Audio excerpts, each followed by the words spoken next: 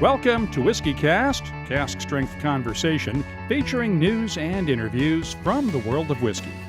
I'm Mark Gillespie. This is episode number 652 for July 30th, 2017. Coming up in a few minutes. You know, when your 4-year-old granddaughter goes to preschool and they ask her what she's going to do when she grows up, and she says she's going to be the barrel room manager, you know you're in trouble.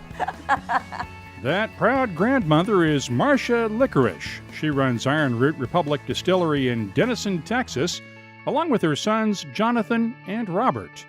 They've only been distilling since 2013, but have already won major awards for their Hubris corn whiskey. They've just released a new bourbon, and this week they're distilling their first single malt whiskey. We'll talk with the Likarish family later on WhiskyCast In-Depth. I'll also have the calendar of events, your voice, and the What I'm Tasting This Week department, all coming up on this week's WhiskyCast. WhiskyCast, brought to you by Redbreast, the definitive single pot still Irish whiskey. Those in the know Redbreast. You don't need a special occasion to celebrate with something truly unique. But a personally engraved bottle of Johnnie Walker Blue Label can make any occasion special. Support for WhiskyCast comes from Johnnie Walker. Visit johnniewalker.com to find out more about engraving options near you. Let's get started with the week's news. It's brought to you by Highland Park. Union workers at the Chivas Brothers Kilmallock blending and bottling site in Dumbarton, Scotland, are set to go on strike next Monday after rejecting another contract offer from the company. That offer included a 1.5% pay raise during the first year of the contract, followed by raises in line with inflation in the final 3 years. Unite, the union, has been turning down overtime work at Kilmallock since July 19th. Their strike is scheduled to last for 24 hours. However, union workers at the Chivas Brothers Paisley and Southern Operations units both voted in favor of the company's latest offer. Ironically, the Paisley facility is being phased out as Pernod Ricard expands the Chivas Brothers operations at Kilmallock. Workers at Paisley will be moving to Kilmallock by the end of 2019. Meanwhile, Scottish Economic Secretary Keith Brown is demanding that UK officials reject any post-Brexit trade deals that might threaten the Scotch whisky industry. UK International Trade Secretary Liam Fox met with US officials this past week in Washington to start laying some of the foundation for a free trade agreement between the two countries, even though no deal can be completed until after the UK leaves the European Union in the spring of 2019. Brown claims the U.S. tried to water down the definition of whiskey during the Transatlantic Trade and Investment Partnership talks under the Obama administration.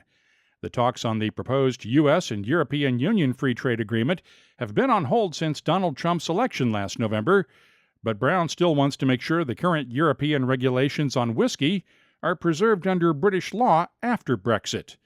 Of course, those standards are part of the UK's Scotch whisky regulations of 2009, but would likely have to be tweaked along with all of the other UK laws that refer to European Union legislation and agencies. In other news, the Scottish government handed out around £3.5 million in grants this week through its Food Processing, Marketing and Cooperation Grants Program, and that's how we found out about Douglas Laing Company's plans to build its own distillery in Glasgow along the River Clyde at Pacific Quay. The project is expected to cost around £10 million, about $13.1 million, and is expected to open by the end of next year. But it is something that Cara Laing and her father Fred have not been talking about openly much yet. Left to our own devices, we would have quietly gone about our business behind the scenes, making this all happen. But given we had the support of the Scottish Government, we decided we should announce it at the time the grants were being announced.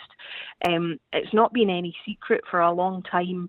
We've had aspirations of at some point becoming a distiller.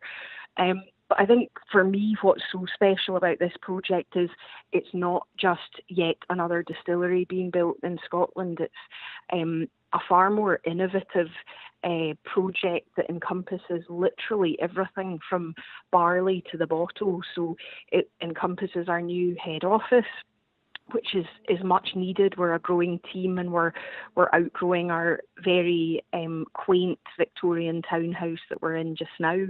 It will feature an innovative bespoke bottling facility that will specialise in our small batch and single cask whiskies. It will have a degree of warehousing for some of our most precious casks, the likes of the Port Ellens and Macallans. And then obviously there will be the distillery element to it, with a visitor centre, bar, bistro, lab and archive. So it really is, as far as we're aware, genuinely innovative, and no one else is doing it, at least on this scale, having everything on the one site. And I know from previous whisky experience, it works well. When I was at Morrison Bowmore, having head office with bottling within walking distance was a huge advantage. Now let's talk about the future of this, because the company has always been known as an independent bottler, and a lot of the range that you've introduced in recent years has been focused on blended malts from specific regions, such as Big Pete from Islay, the Timorous Beastie, things like that. What will this distillery be producing for you, and will it have its own name? Because obviously you can't replace Speyside blended malts with whiskey distilled in Glasgow. Yeah. Same thing with Islay, so it can't really replace the whiskey that you need for those independent bottlings. No, and absolutely nor do we want to. The core Douglas Laing business will really remain. We want to remain an independent bottler with focus on the likes of the Old Particular brand, as well as our regional malts like Big Pete, Scallywag, etc. So we continue to aggressively fill with a number of the distillers across all of Scotland's regions in order to maintain and aggressively grow those brands over the years. So I think one of our biggest challenges will be not taking our eye off the core business, which is the single casks and the regional blended malts. That said, the distillery obviously is exciting. It's still a good few years away before we'll have spirit or whiskey that we can release.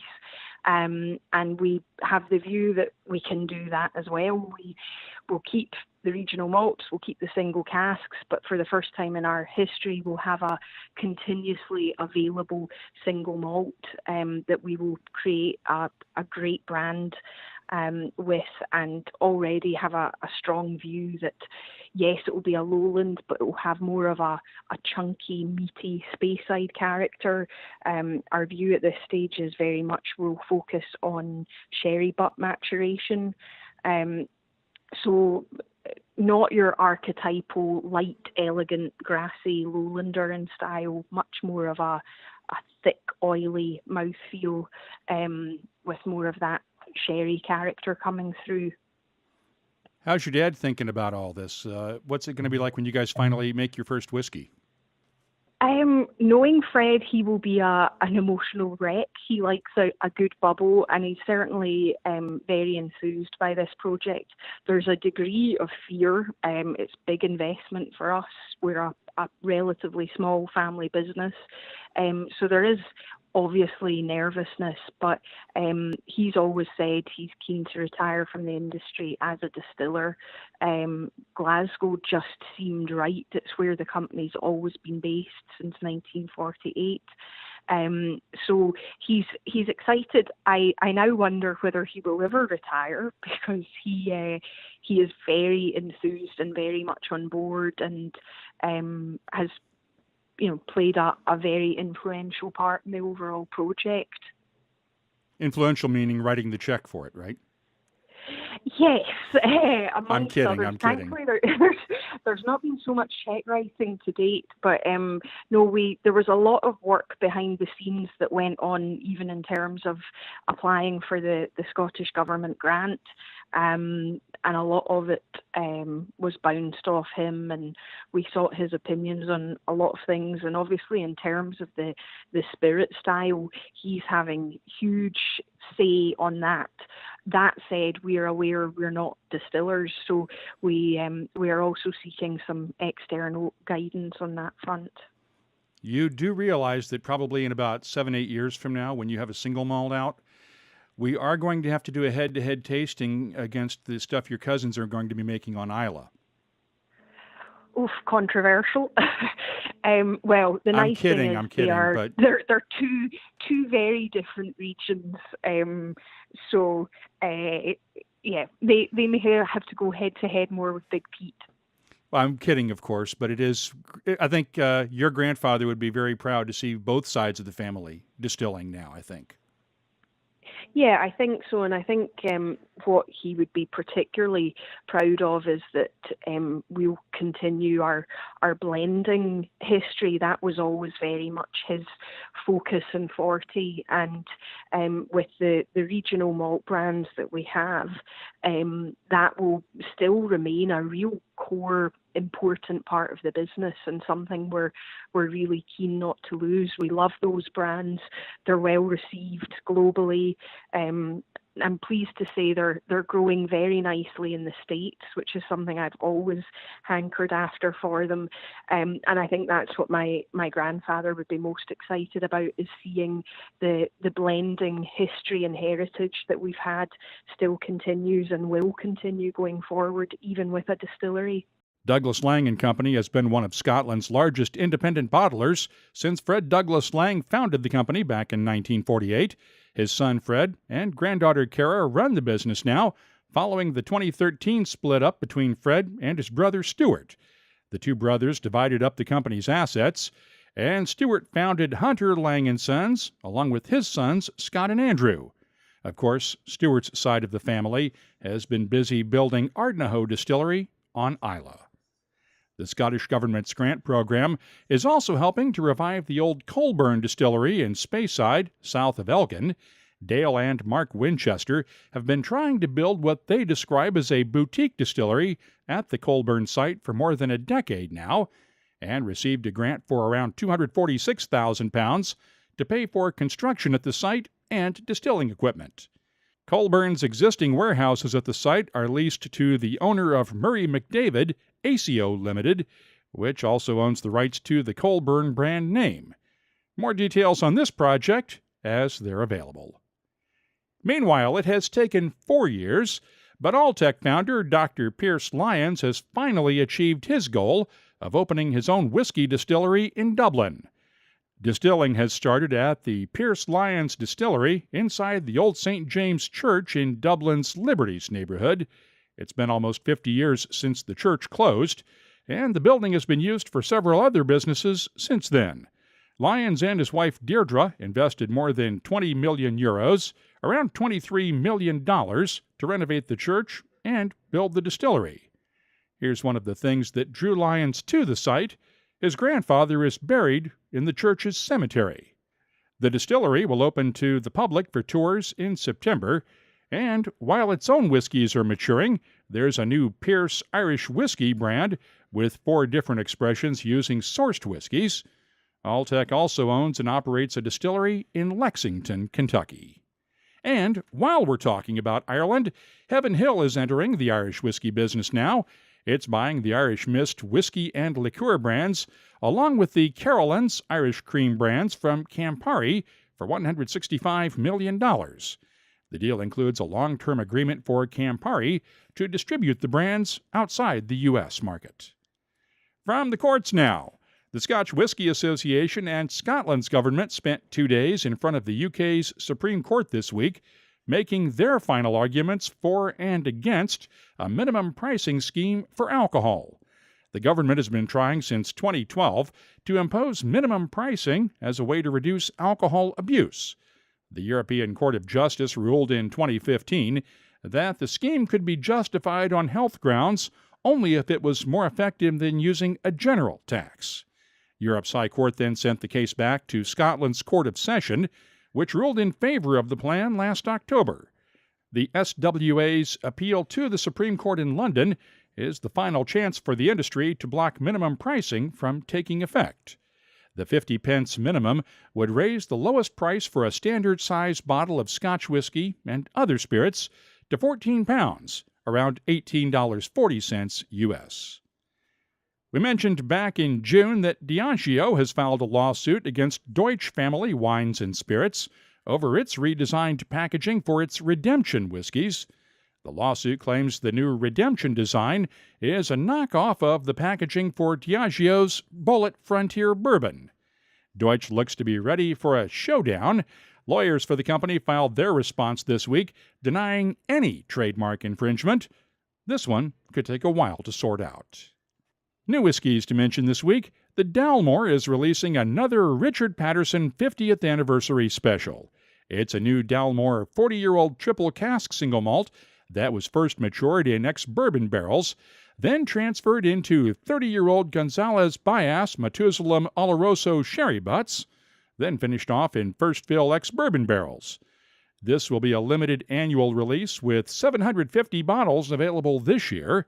It'll carry a price tag of around £6,000, about $7,900 each.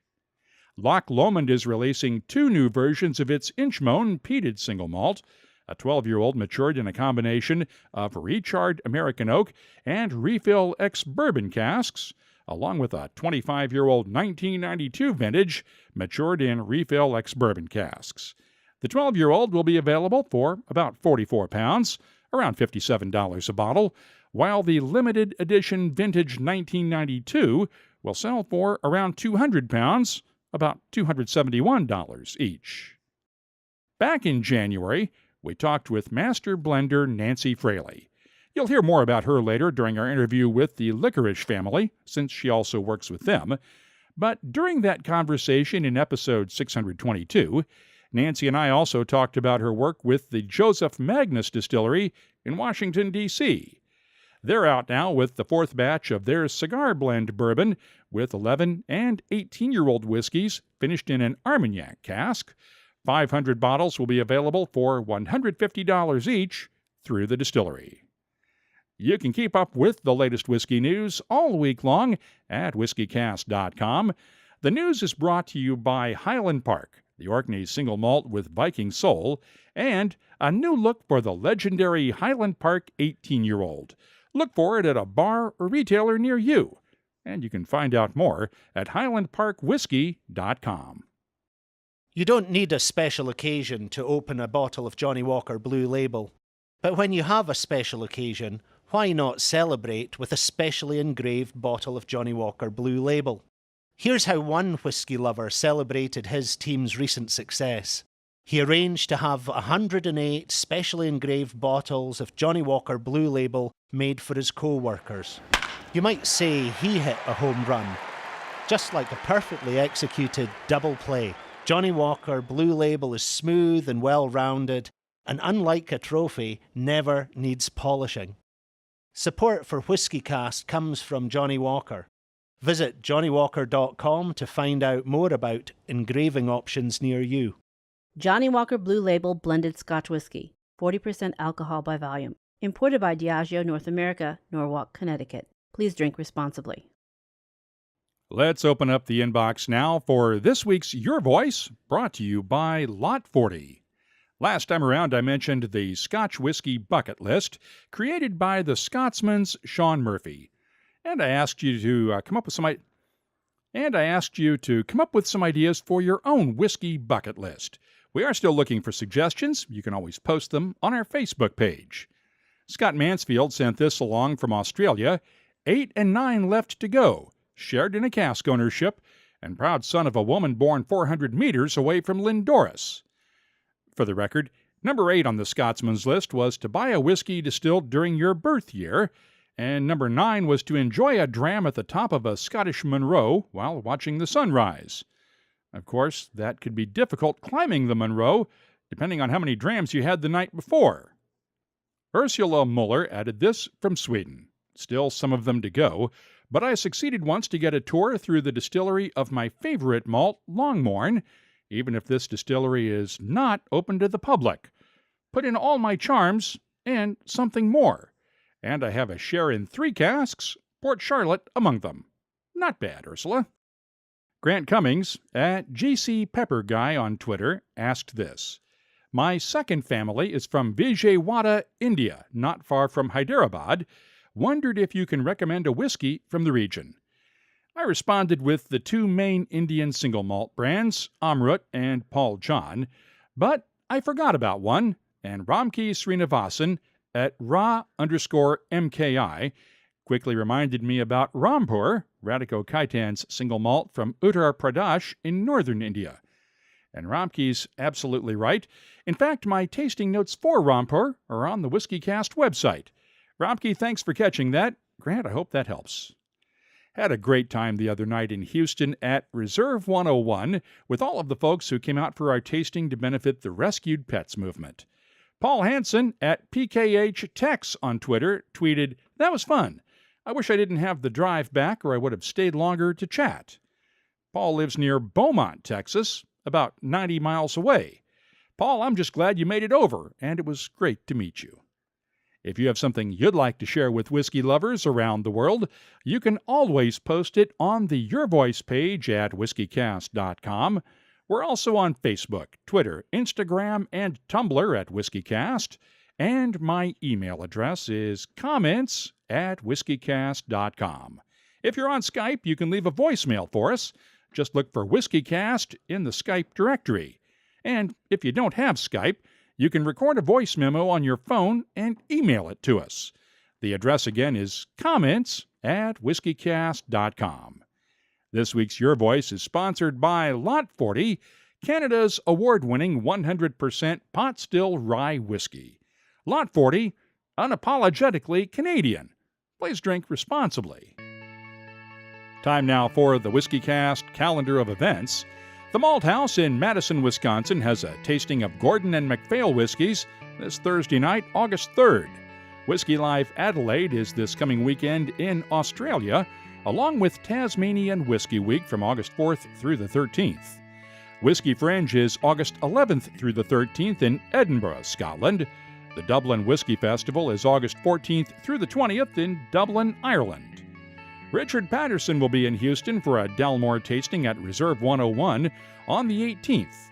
M.B. Rowland Distillery in Pembroke, Kentucky has its Solar Eclipse weekend. We talked about this one a couple of weeks ago, featuring the Kentucky Bourbon Masherie, August 18th through the 21st.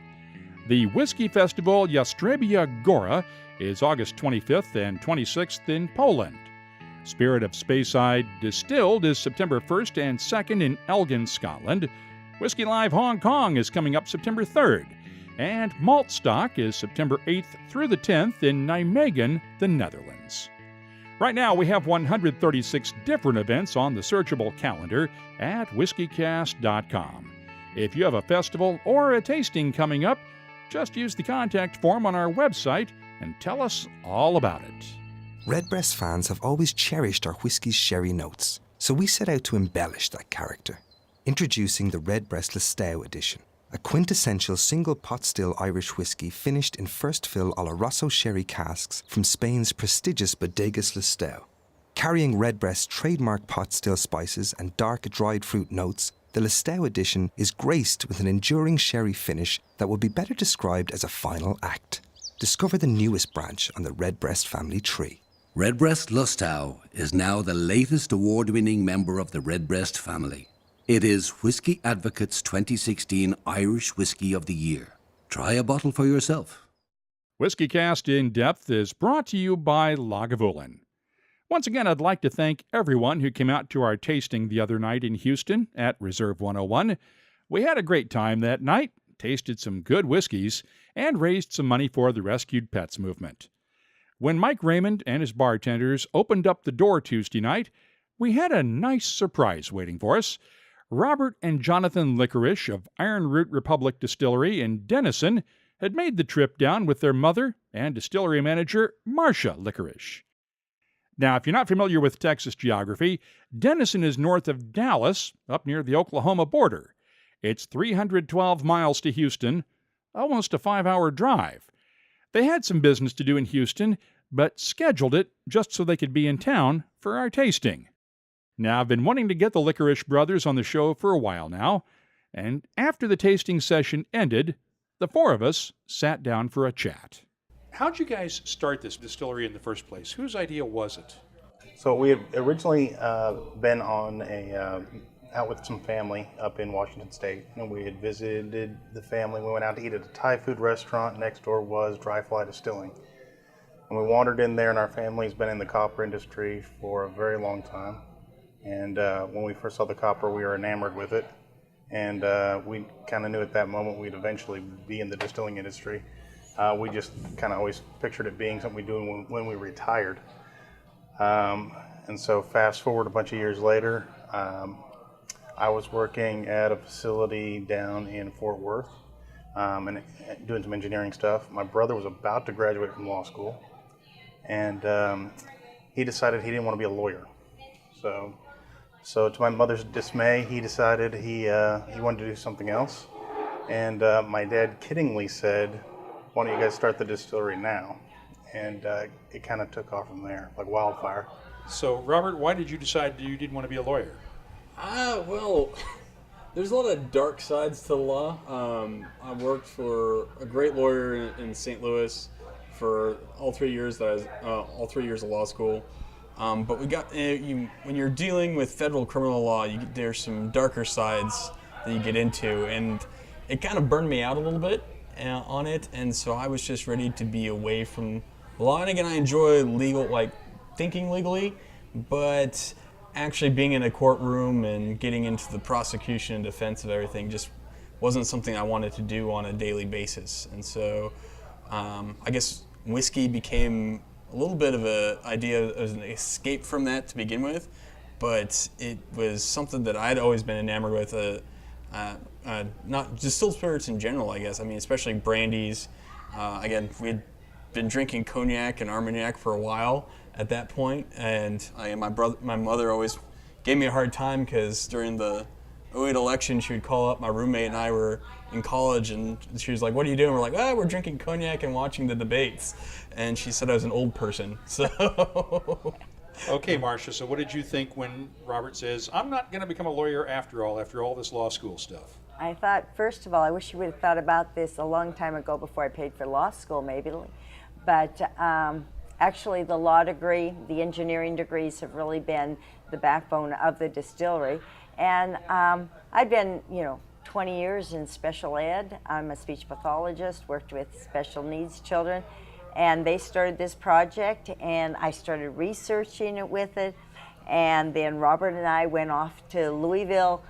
We were going to do the Bourbon Trail, and we got just for fun, and we got to the Starlight Distillery, and we told them, we want to be craft distillers, and they said, well, you need to visit the craft distillers. So we went, we stayed in Louisville. We ended up going to visit Vendôme, and we talked about doing a still, and when we talked to them, we really realized how much we really didn't know about it. And it's back 2010, 2011. So. Fast forward, God bless Vendôme, because they put us on the list of for building the stills, and that's what enabled us to start our distillery on time. So, why did your husband say these guys ought to get into the distilling business in the first place? Because I think he's worked in industries. He's an engineer and worked all over. And what he really felt was, what was exciting was that you build something your whole life, and then when you retire, you don't really have anything. It's kind of disappears. And he thought owning your own business and building your own legacy was exciting. And I think that's what he wanted for them after having worked in industry for so many years. So I'm assuming, Jonathan, you did much of the engineering work in designing the place, or what? Some of it, yeah. I'm an industrial engineer and biomedical engineer. So some of the more mechanical engineering aspects of it, we did have to contract out. But a lot of the conceptualization of it was left to me. But a lot more of the efficiency engineering I worked on after we got into the production side of it. and which has been really exciting for me. But who taught you guys how to distill in the first place? Because none of you had any experience with it. Well, I think that's where it gets really exciting for us. What kind of sets us apart a lot from some of our, especially from some of our Texas compatriots, is that we come actually more from a brandy distilling heritage. Nancy Fraley, who I know you're familiar with, Hubert Germain Raban.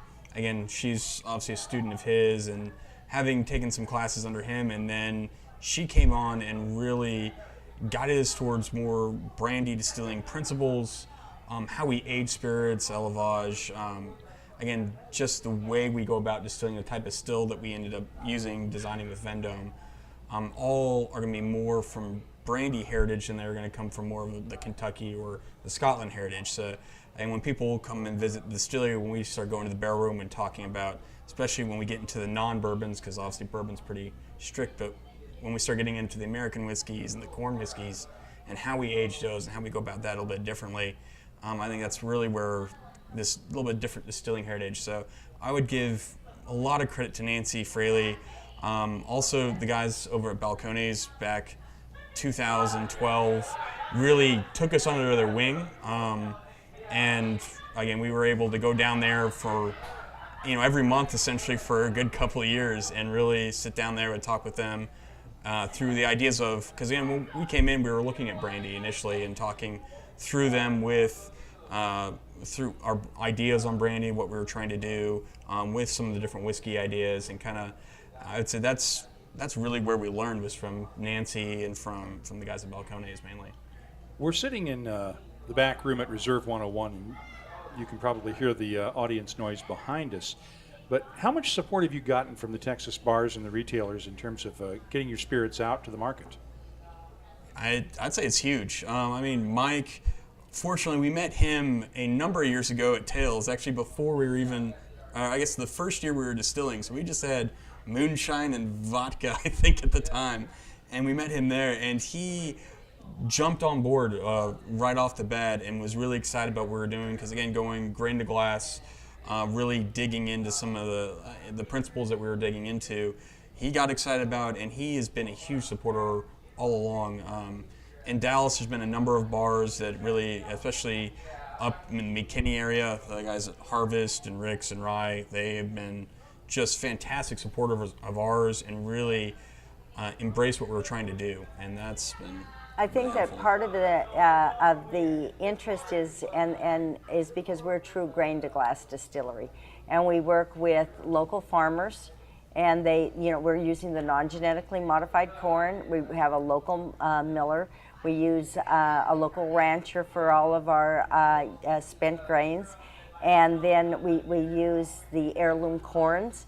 And this is something that has been really of interest to the groups that are the farm to table. And so that they've pulled us a lot into their community. They've invited us to events. And this has also helped build the interest in our product with them.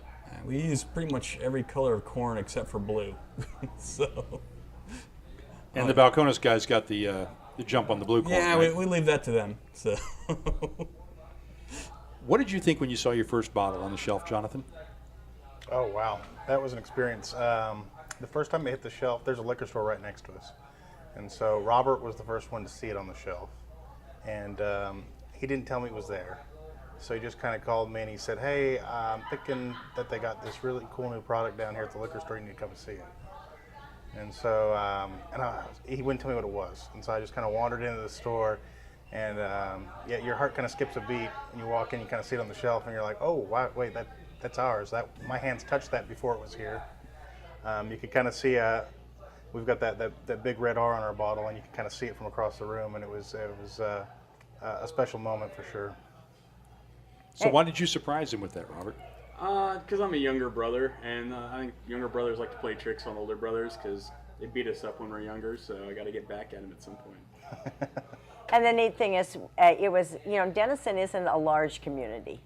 And so to see it in our neighborhood store, and not only did they put it on the shelf, they built a display.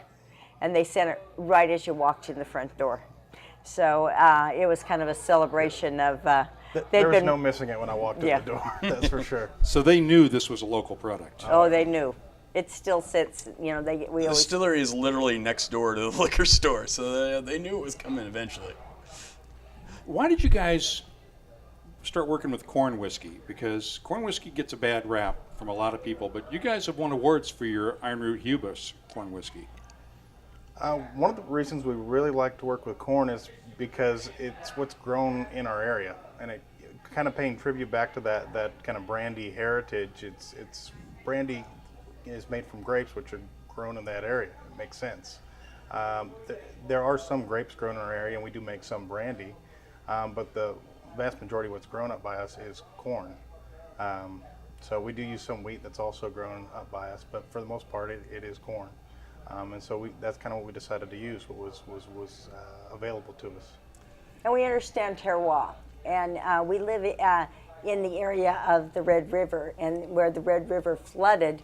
So our soil is different where we are than it is in further south into Texas. And we also, the name comes from Ironroot because of the wine heritage of T.V. Munson from Denison. So we really felt connected to the environment. Corn whiskey also provides us something that you can't get with bourbon. Bourbon also has, for the most part, very strict rules. Corn whiskey, the rules as far as, it's 80% corn and not in a new barrel. But other than that, the rules are quite wide open to what we can do. And coming from that, again, that brandy heritage, you're looking at progressive aging systems like that you're going to use through élevage, starting out in newer barrels, moving it to older barrels, or switching casks to get different influences. It really opens up our ability to play around with what we do with corn whiskey. Also, it's kind of fun to take the popper, the thing that nobody appreciates, and try to do something new with it. Try to take it in different directions. That's a lot of what you're seeing coming out of these Texas, some of these heirloom varietals of corn. They're really interesting flavors that you haven't really seen before, or have seen very rarely. Let's talk about your newest project. You guys created a single malt, or at least you're mashing a single malt right now, right? That it's is in the true. fermenters right now. Yeah. So we, for our first single malt, what we chose to do was go completely Texas with it. So all the grain comes from the Amarillo area. It was floor malted in Fort Worth by a company called Tex Malt. And so we actually mashed it at the local brewery. They had a much bigger system than we do. And so we got it all done in one fell swoop. We went down there, mashed it, and then brought it back to our distillery. It's fermenting at our place right now, and then hopefully come Monday we're going to start distilling. So now wait a second, a floor malting in Fort Worth.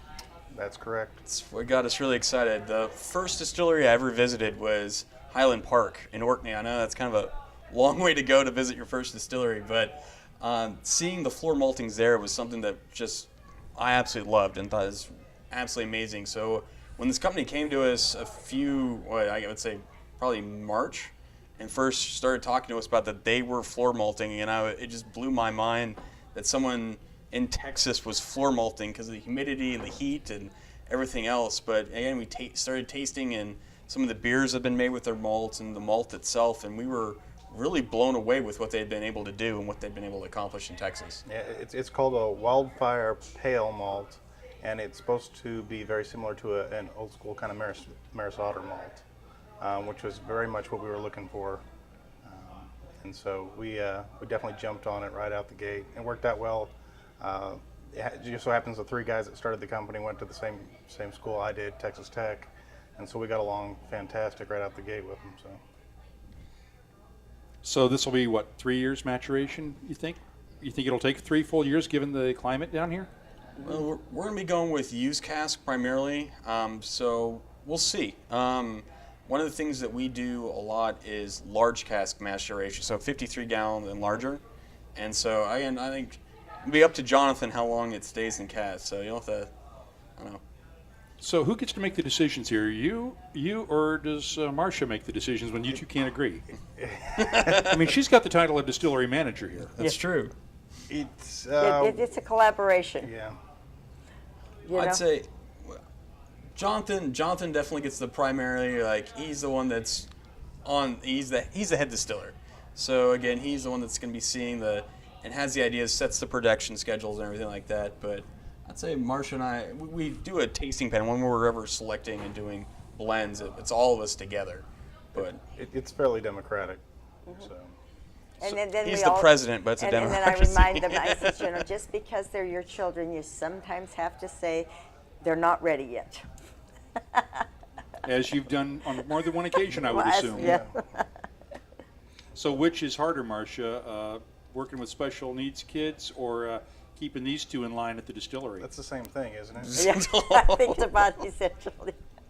We have a great time. That's what's so amazing about it is that all of us are working together, and we're talking about 100 hours a week, and everybody has their niche and their responsibilities, and it's great, and it's been good for the family. We Jonathan has young children and a wife, and they're up there, and when your 4-year-old granddaughter goes to preschool and they ask her what she's going to do when she grows up, and she says she's going to be the barrel room manager, you're in trouble.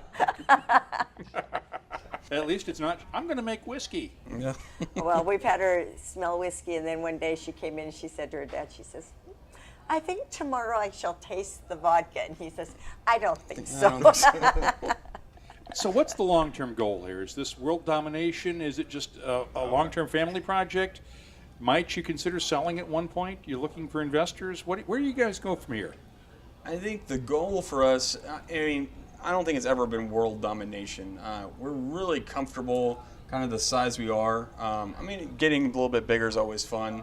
I'd like to be in most of the states in the U.S., doing some international stuff like we've been doing. But as far as, I think we'd really like to pass it down to my brother's kids. I don't have any kids yet, so we'll leave it to his children to inherit it for the moment. But as I said, you never know what the future holds with, people have offered some crazy money for stuff, and that's, not necessarily our intention of what we would like, the direction we'd like to go. But, you never know. Sometimes you need strategic help from distribution-wise and stuff like that you'll have to look at for long-term stability and stuff along those lines. But ideally, we'd like to stay independent as much as we possibly can. We also like the idea that, we want to grow to a size that, that you can support what you're doing, but also you don't want to lose that creativity. The fact that you have some of that independence, and as you taste some of the things, you'll see that it's fun to experiment. It's fun to go out there, but the reality is you never know where the market's going. So year by year, your decisions have to be made by the market and where you're going. And some of the corns we love aren't grown on a large scale, and they're difficult to. It's not really possible even to grow some of the corns like the Green Oaxacan on large-scale farming. And so, again, sticking with the small niche products is a lot of fun for us. Here's an idea of just how well-regarded the Likarish brothers have become.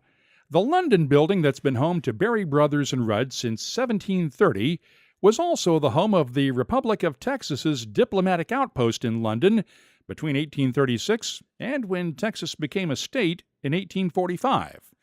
Last year, when Berry Brothers and Rudd decided it wanted to honor that history with a Texas Legation Bourbon, it picked Ironroot Republic to make the bourbon. You can hear more about it in episode number 611 in our archives at WhiskyCast.com.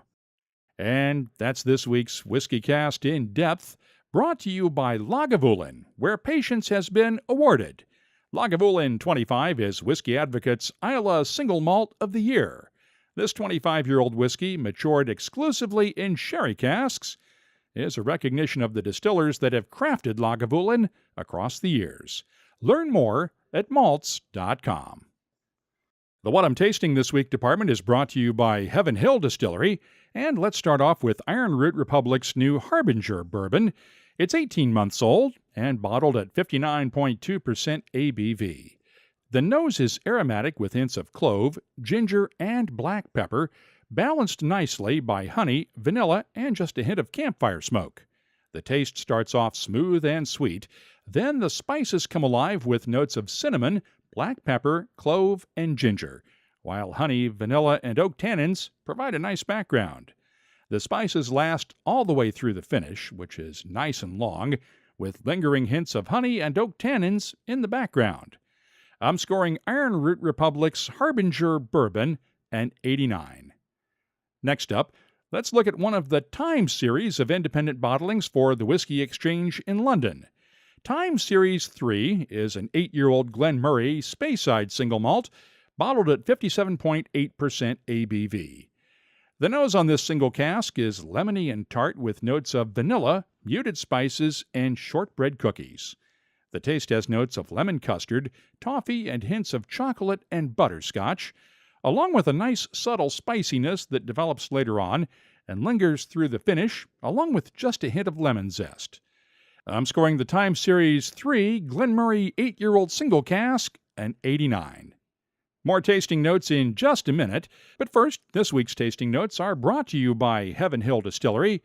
Family-owned and operated since way back in 1935, Heaven Hill remains fiercely independent and committed to the traditions and history of American whiskey, with an award-winning range including Evan Williams and Elijah Craig bourbons, and Rittenhouse and Pikesville Ryes. Meet the whole family at heavenhilldistillery.com. I mentioned Indian single malts earlier during Your Voice, and received a couple of samples of Paul John single malts recently. Let's start off with the Paul John Bold peated single malt. It's made using peated barley from Scotland, since there's no native peat in India. The nose is smoky and pungent with campfire smoke and a slightly medicinal touch, along with soft spices, vanilla, honey, and just a hint of butterscotch. You might expect the taste on this one to be fairly peaty based on the nose, but in this case you'd likely be a bit disappointed. The taste is peppery, with a delayed smokiness that builds up gradually, but never quite overpowers the lemon pepper and mango notes that add a nice tartness to the spices. The finish has that lingering tartness from the lemon pepper, along with hints of smoke and anise in the background. And just a little bit of water adds a lot of complexity to this whiskey. I'm scoring Paul John Bold an 85. And let's finish up with Paul John's new limited edition Oloroso sherry cask finish. This one is bottled at cask strength, 57.4% ABV. The nose is full of dark fruits, with plums, raisins, and black grapes, along with a hint of fig cookies, molasses, clover honey, and muted spices. The taste starts off subtle and smooth, with a crescendo of spices that builds up slowly and lasts all the way through the finish. Clove, allspice, and just a touch of nutmeg are balanced by plums, raisins, and molasses in the background. The spices fade slowly on the finish to an astringent dryness with hints of anise and licorice. This one is very nice and complex. I'm scoring the Paul John Oloroso sherry cask finish a 92. This week's tasting notes are brought to you by Heaven Hill Distillery, and I'll be adding them to our searchable list of more than 1,900 different whiskeys from around the world at WhiskyCast.com. That's also where you'll find links for WhiskyCast HD and WhiskyCast virtual tastings episodes, the latest whiskey news, events, and a lot more, including a complete archive of our past episodes. You can help other whiskey lovers discover WhiskyCast by leaving reviews for us at iTunes or on your favorite podcast directory. And keep in touch with us all week long on social media. We're on Facebook, Twitter, Instagram, and Tumblr at WhiskyCast. My email address is comments@whiskycast.com. You don't need a special occasion to celebrate with something truly unique, but a personally engraved bottle of Johnnie Walker Blue Label can make any occasion special. Support for WhiskyCast comes from Johnnie Walker. Visit johnniewalker.com to find out more about engraving options near you. WhiskyCast, brought to you by Redbreast, the definitive single pot still Irish whiskey. Those in the know Redbreast. WhiskyCast is a production of Cask Strength Media, copyright 2017. and comes to you each week from the charming, yet regrettably dry town of Haddonfield, New Jersey. I'm Mark Gillespie, reminding you that when you drink, please drink responsibly. Thanks for listening.